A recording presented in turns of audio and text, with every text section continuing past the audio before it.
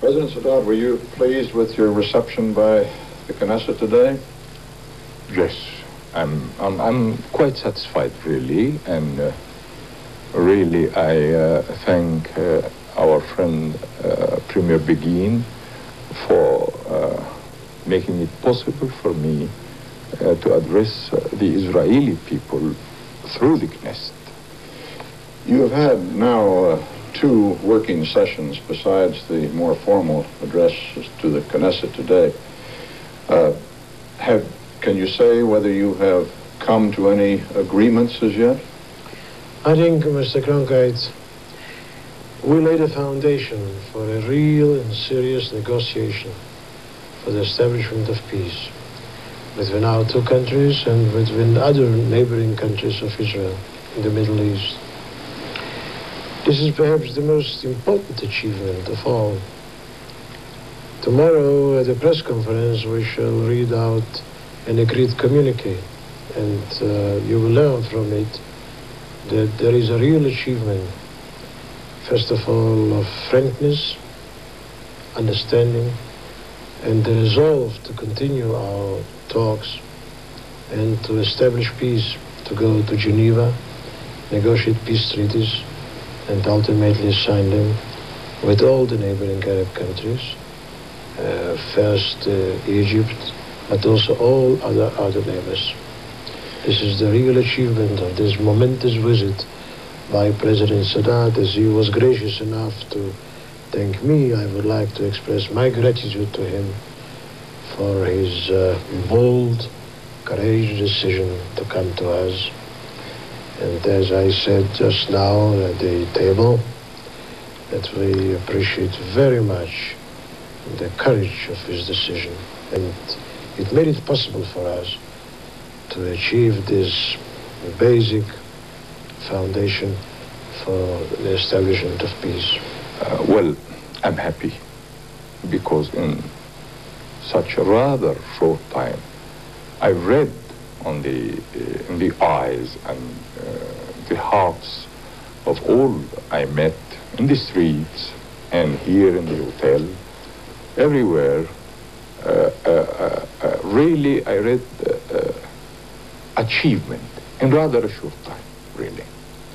I'm not sure I understood. You are going back into a working session now, tonight? The President would like to see me tonight. Yes. After we finish our interview, we shall sit together and talk. This was the wish of the President. I must say he has had a very long day, and I am sorry that I have to respond to the President. Because he asked me to, I will not refuse him. I can stay for as long as the President wishes. This is just going to be between the 2 of you? Yes.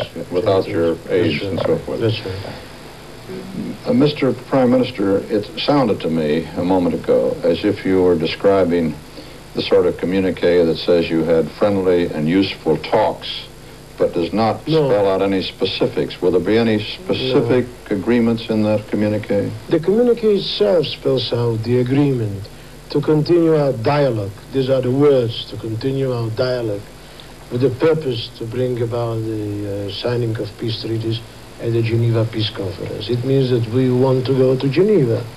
Should be properly prepared, and the President does want it. And then there, of course, there will be a negotiation. As you know, in Geneva, it's not a meeting between Egypt and Israel, but it's a meeting with all our neighboring countries. We want all of them in Geneva. And you will hear it tomorrow, but it's a very positive statement. These are not, may I say, just phrases for us to say famous words, constructive talks, etc. They were good talks. We make progress.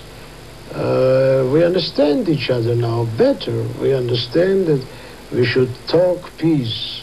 We are resolved, as you heard, both the President and myself, not to have any more wars, no more bloodshed. We want peace, real peace, and that per se is a very great achievement. So, this continuing of the dialogue, will you by any chance be visiting Egypt? Here is my potential host.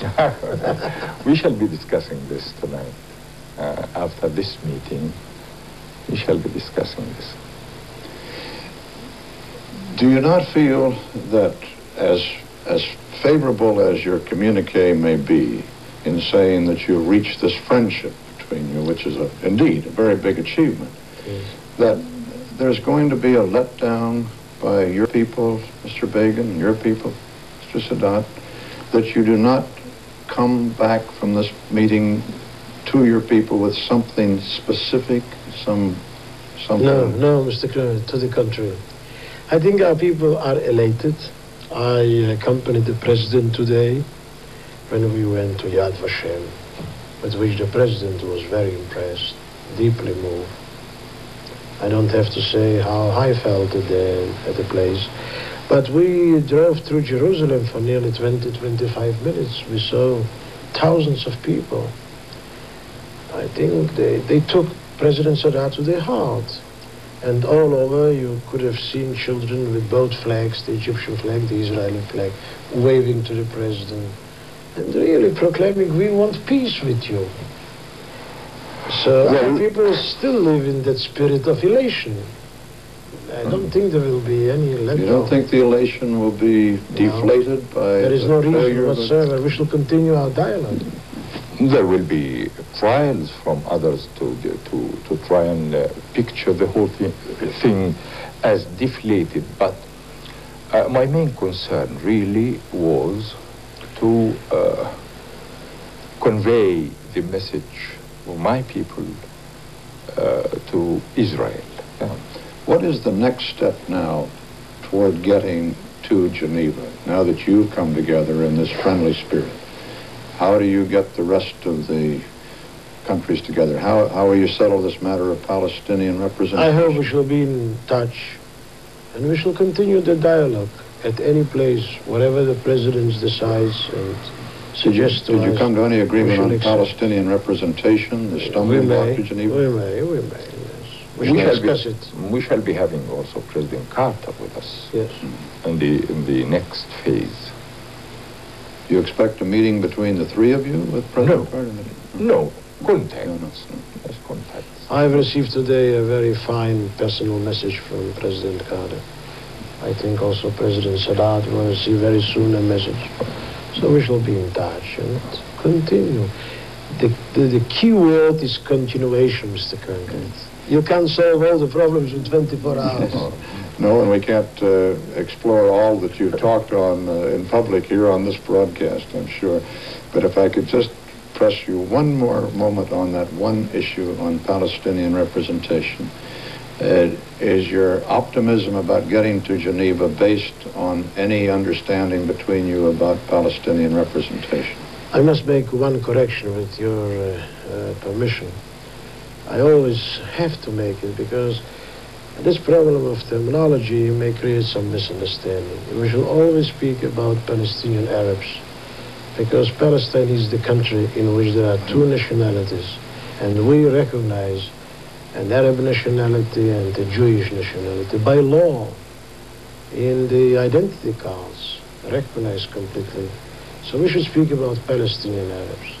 We agree that they should be represented at the Geneva Conference. And instead of speaking negatively, who not, may I say that we, I hope, can find a solution, a positive solution about who is going to be there to speak about the Palestinian Arabs. I hope so.